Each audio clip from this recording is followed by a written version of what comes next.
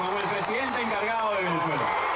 The US's recognition of an unelected opposition leader as president of Venezuela shocked even Latin American historians accustomed to Washington's long history of overthrowing governments south of the border.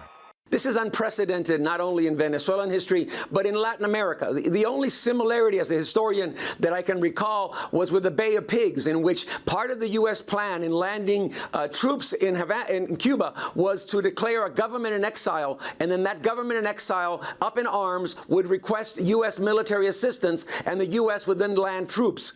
Parallels can also be drawn with the US's support for the ousting of Salvador Allende, the democratically elected socialist president of Chile in the early 70s.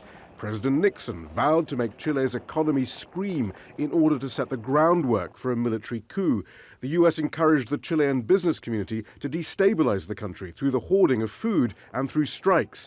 Meanwhile, it slashed foreign aid and poured millions into the opposition. The economy was soon in ruins.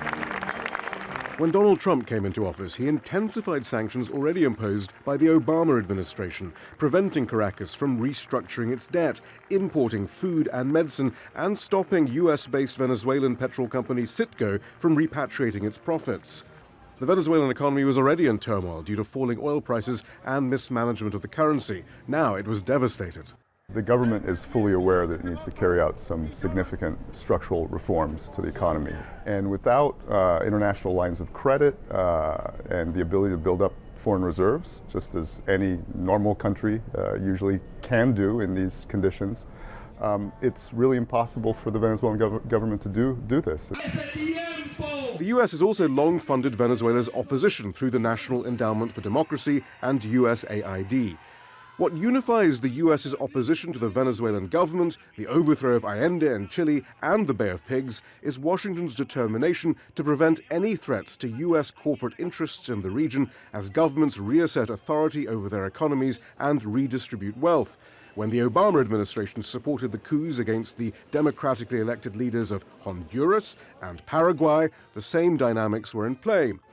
The regime of former President Nicolas Maduro is illegitimate. The Trump administration's actions against Venezuela should come as no surprise then.